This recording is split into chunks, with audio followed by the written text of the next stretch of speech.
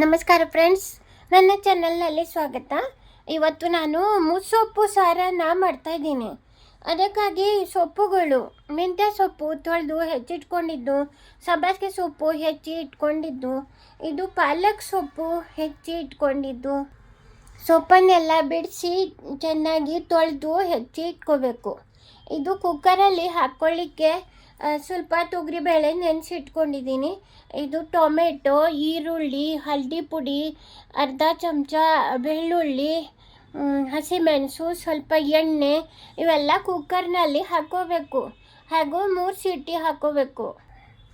ಇದು ಮಸಾಲೆ ರುಬ್ಕೊಳ್ಳಿಕ್ಕೆ ಸಾಂಬಾರು ಪುಡಿ, ಕೊತ್ತಂಬರಿ ಸೊಪ್ಪು, ಕಾಯಿ ತುರಿ ಹಾಗೂ ಸ್ವಲ್ಪ ಖಾರ ಪುಡಿ ಹಾಕ್ಕೋಬೇಕು.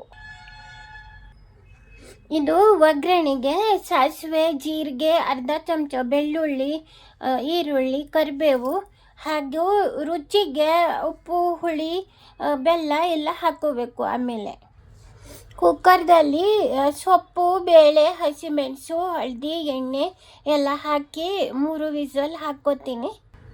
ಮಸಾಲೆ, ಕಾಯಿ ತುರಿ, ಕೊತ್ತಂಬರಿ ಸೊಪ್ಪು ಎಲ್ಲ ರುಬ್ಕೋತಾ ಇದ್ದೀನಿ. ಈ ರುಬ್ಬಿದ ಮಸಾಲೆ ಹಾಕ್ಕೋಬೇಕು.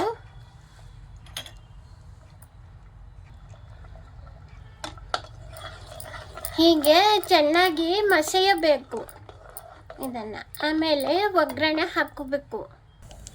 ಒಗ್ಗರಣೆ ಹಾಕ್ಕೋತಾ ಇದ್ದೀನಿ. ಇದು ಎಣ್ಣೆ, ಜೀರಿಗೆ, ಸಾಸಿವೆ, ಬೆಳ್ಳುಳ್ಳಿ, ಈರುಳ್ಳಿ, ಕರಿಬೇವು,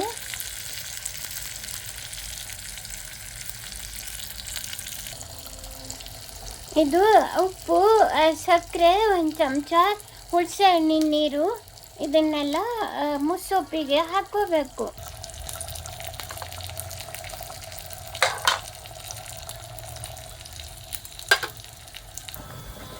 ಒಗ್ಗರಣೆ ಬೇಯ್ತಾ ಇದೆ. ಇದನ್ನು ಮುಸ್ಸೊಪ್ಪಿಗೆ ಹಾಕ್ಕೊಂಡ್ರೆ ರುಚಿಯಾದ ಮುಸ್ಸೊಪ್ಪು ತಯಾರಾಯಿತು.